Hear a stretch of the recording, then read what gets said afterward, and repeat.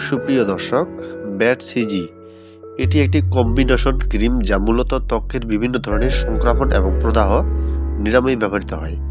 এতে ৩ ধরনের উপাদান থাকে। ১ নম্বর হচ্ছে ভিটামেথাসন, ২ নম্বরে হচ্ছে ক্লোটিমাজল, ৩ নম্বরে হচ্ছে জেন্টামাইসিন। যেমন এই ব্যাট সিজির যে কার্যকারিতা রয়েছে সবকিছু আজকে বিস্তারিত আলোচনা করব।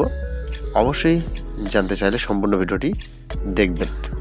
এই ক্রিমটি সাধারণত তখন ব্যবহার করা হয় যখন ত্বকে একই সাথে ছত্রাক বা ফাঙ্গাস এবং ব্যাকটেরিয়ার সংক্রমণ থেকে এবং সে সাথে চুলকানি বা লালচে ভাব হয়, তখন কিন্তু এটি ব্যবহার করতে পারেন।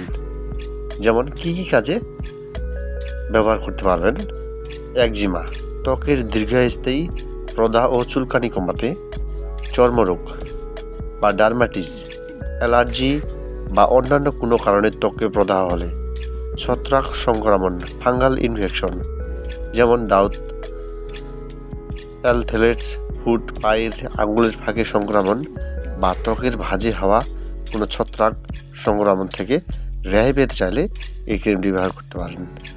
যেমন ব্যাকটেরিয়া সংক্রমণ, ত্বকের ক্ষত বা ফুসকুড়িতে ব্যাকটেরিয়া সংক্রমণ ঠেকাতে এই ওষুধটি ব্যবহার করা হতে পারে।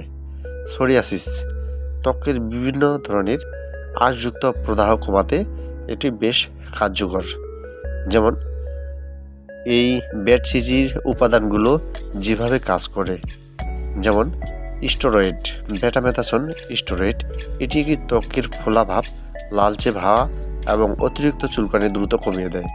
ক্লোটিমাজল অ্যান্টিফাঙ্গাল, এটি ছত্রাক বা ফাঙ্গাস ধ্বংস করে সংক্রমণ ছড়ানো বন্ধ করে। জেন্টামাইসিন অ্যান্টিবায়োটিক, এটি একটি ব্যাকটেরিয়া বৃদ্ধি রোধ করে এবং ত্বকের সেকেন্ডারি ইনফেকশন সরিয়ে তোলে। এখন জানব ব্যবহারের নিয়ম ও সতর্কতা। নিয়ম: আক্রান্ত স্থানটি পরিষ্কার করে শুকিয়ে নিয়ে পাতলা করে ক্রিমটি লাগাতে হয়।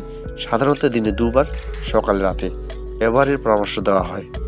সময়কাল বা চিকিৎসার পরামর্শ ছাড়া এটি একটানা 2 সপ্তাহের বেশি ব্যবহার করা উচিত নয়, কারণ এতে স্টেরয়েড রয়েছে যা ত্বকের ক্ষতি হতে পারে।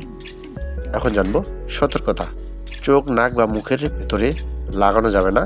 এটি কোনোভাবেই ফর্সা হওয়ার ক্রিম নয় বা ব্যবহার করা যাবে না। এটি ত্বকের স্থায়ী ক্ষতি হতে পারে। গর্ভাবস্থায় বা স্তন্যদানকারী মায়েদের ক্ষেত্রে ব্যবহার আগে অবশ্যই একজন রেজিস্টার্ড চিকিৎসকের কাছে পরামর্শ নিয়ে আপনি ব্যবহার করবেন। তো ধন্যবাদ সকলকে। ভিডিওটি এখানে শেষ করব। দেখা হবে অন্য কোনো ভিডিওতে। ভিডিওটি ভালো লাগলে অবশ্যই শেয়ার করে দিবেন। আপনি যদি আমার এই চ্যানেলে নতুন দর্শক হয়ে থাকেন, অবশ্যই সাবস্ক্রাইব করে রাখবেন। ধন্যবাদ সকলকে।